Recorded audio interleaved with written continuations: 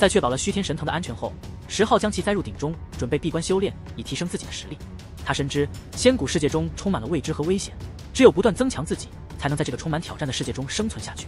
10号的心中充满了对未来的期待和对力量的渴望，他决心要在这天地间铸一个真正的自我。在准备闭关之前，10号将一株珍贵的圣药赠予了黄蝶，以帮助其蜕变。这一举动引起了大神师的不满，认为自己得到的待遇远不如黄蝶。10号则回应称，圣药的价值远非普通石头所能比拟。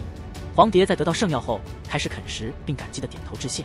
10号回忆起黄蝶在恶魔岛时给予的帮助，对其蜕变后的成长充满了期待。据古书记载，黄蝶在历史上仅有一次出现，其轻轻一挥翅膀便能让天神化为齑粉，可见其潜在的力量。10号审视自己的伤势，思考着如何通过点燃更多的道泽火焰来实现蜕变。他意识到108种道火已经让他负伤，若要点燃数百甚至上千种，那将是何等的艰难。但他坚信，只要坚持下去，就一定能够成功。闭关期间，10号经历了极大的痛苦。随着道火的不断增加，他的身体逐渐干枯，甚至出现了枯荣。但他并未放弃，而是坚持修炼，直到200道火光熄灭，他的身体几乎被烧穿。在伤势稍微恢复后，10号再次开始了闭关。这一次，他不仅增加了100道符文火光，还消耗了大量的圣药来恢复元气。随着火光的不断增加，10号的伤势越来越重，但他的实力也在不断增强。在经历了900道火光的焚烧后，10号服食了虚天神藤的叶子，感受到了一股强大的力量。同时，他也看到了一些震撼人心的画面，这些画面似乎蕴含着某种重要的信息。虚天神藤通过特殊的波动与10号沟通，请求他不要将其彻底吃掉。10号点头道：“我早就说过，不可能让你这样的神根灭绝，只取一部分藤叶，疗治我的大道伤。”10号从虚天神藤那里得知了一个惊人的消息，有生灵想要长生。这个消息对10号来说如同惊雷一般，触动了他内心深处的波澜。虚天神藤作为一株活过了漫长岁月的神药，见证了许多奇迹和秘密，包括那些追求长生的人的尝试和失败。10号通过虚天神藤传递的烙印碎片，看到了一个青衣人面对天劫的壮观场面。这个青衣人叶千羽展现了无与伦比的力量和威严，他甚至能够以一指之力抵消天劫。然而，即使他成功度过了雷劫，最终却遭遇了不明的灰色雾霭，似乎与某种未知的存在发生了激战，结果以失败告终。10号在震惊中得知了叶千羽的身份，他是太古年间叶姓地族的最强者。虚天神藤还透露了自己并非仙古内诞生，而是被人带进来的。他所见证的这一切，都是通过他所跟随的无上人界留下的印记得知的。10号进一步了解到，除了叶千羽之外，还有上古皇族魔无道，他同样尝试过追求长生，但最终也遭遇了诡变，未能成功。这些历史中的强大人物的失败，让10号感到了一种不祥的预感。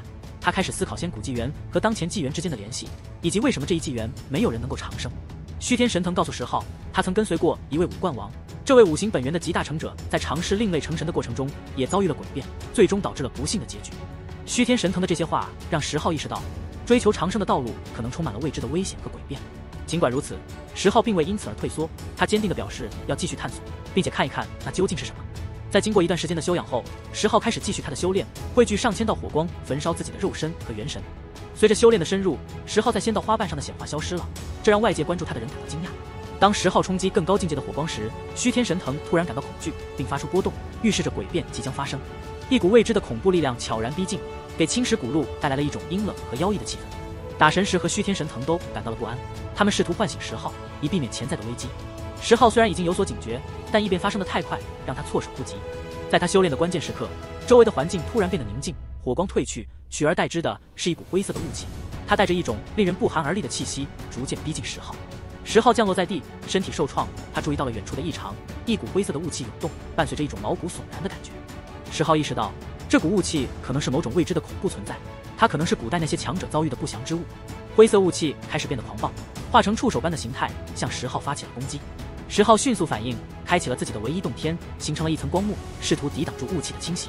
而雾气的力量异常强大，它们撞击在光幕上，发出金属般的颤音，显示出它们具有实体攻击的能力。10号决定采取主动，他运用雷电宝术向雾气发起了猛烈的攻击。随着雷电的轰击，雾气被震散，但它们并未完全消失，而是变得更加诡异，变成了血红色，仿佛有生命一般，继续向10号发起攻击。在一番激战后，10号终于用雷地宝术中的至强秘法9天劫光击穿了血色眸子，将其驱散。随着雾气的消散，青石古路恢复了平静，但10号心中却充满了不安。他知道这只是一次试探，真正的威胁可能还在后面。虚天神藤感到极度恐惧，他见证了太多类似的悲剧，不希望10号重蹈覆辙。而10号坚定地表示，他不会因此而放弃自己的道路。他继续修炼，不断提升自己的实力，准备面对未知的挑战。在10号继续冲关的过程中，青石路上再次发生了异变。虚空中的符文融合，化成了一盏古灯，悬在10号头顶上方，散发出幽幽的火光。这盏古灯的出现，更大的危机即将到来。随着古灯的出现，青石路上响起了脚步声，一道身影从路的尽头走来，带着一种压抑而神秘的力量。10号凝视着这个身影，这个神秘的人形生物，仿佛从地狱中走出，携带着一股令人窒息的压迫感，每一步落下都像是在敲击着生灵的心脏。这个生物的出现，让须天神藤感到极度恐惧，他颤声提醒10号，这是一个破坏道基的怪物。10号虽然心中忌惮，但也准备迎战这个未知的对手。随着对方的接近，10号发现这个生物没有任何生命特征，却散发着令人毛骨悚然的威压。在紧张的对峙中，这个生物突然发动攻击，他手持一杆古老的青铜战矛，矛锋直指10号的要害。10号迅速反应，以虚空战戟相抗，两人的对决激烈而狂暴，每一次交锋都让虚空扭曲，青石古路摇动。10号发现这个对手的力量异常强大，甚至在肉身的对抗中，他们的力量不相上下。这个生物不仅力量惊人，而且还精通雷地宝术和鲲鹏法，这让10号感到震惊。在一番惊心动魄的战斗后，10号终于以轮回术和其他宝术结合，将这个生物轰飞，最终用虚空战戟将其钉在地上。当黑雾散去，10号看到了这个生物的真面目，他震惊地发现，这个生物的容貌与他极为相似，只是显得更加苍老，穿着古老的仙骨服饰，眉心上还插着一杆短矛。这个发现让10号心中充满了疑惑和震撼，他无法理解为何会有一个如此相似的生物出现，且掌握着他所精通的宝术。他开始思考轮回、前世和今生的关系，以及这个生灵与他之间可能存在的联系。但他很快调整了心态，坚定了自己的道心，不被这些疑惑所动摇。他明白，作为修行者，他必须面对各种挑战和诡辩，只有坚定自己的道路，才能继续前进。在确认了那盏古灯的威胁后，10号果断出手，将其击碎并焚烧，以绝后患。随后，他开始处理那具尸体，发现它迅速腐烂，并最终化作尘埃。10号推测，这可能是仙古纪元遗留下的尸体，经过了漫长岁月的侵蚀，直到被他击破后，才真正化作尘土。10号在修炼中不断突破自己的极限，他引来更多的道火，进行生死磨难的修炼。每一次修炼都是一次挑战，10号的身体和元神都经历了极大的煎熬，但他坚持了下来，并在过程中感受到了自己实力的提升。在一次修炼中，10号成功点燃了1500道火光，他的实力达到了神火境中期。然而，他也意识到了一个问题，那就是神药的耗尽。为了继续修炼，10号需要寻找更多的神药，以支撑他接下来的修炼。10号决定离开青石古路，前往外界寻找神药。他询问须天神藤关于一只雪白的龟和他所载的白衣女子的传说，得知那是仙古纪元遗存下来的长生药，这让10号产生了浓厚的兴趣。他开始考虑如何寻找这种传说中的神药。在10号的计划中，他不仅要寻找神药，还要关注仙谷深处的变化，了解古代怪胎的动静。同时，他也在为可能到来的诡辩做准备，以便能够更好地应对未知的挑战。10号的修炼之路充满了未知和危险，但他的决心和勇气让他能够不断克服困难，向着更高的境界迈进。在仙谷中，10号和打神石已经度过了1年半的时间。这段时间里，10号一直在闭关修炼，对外界的时间流逝并没有太多感觉。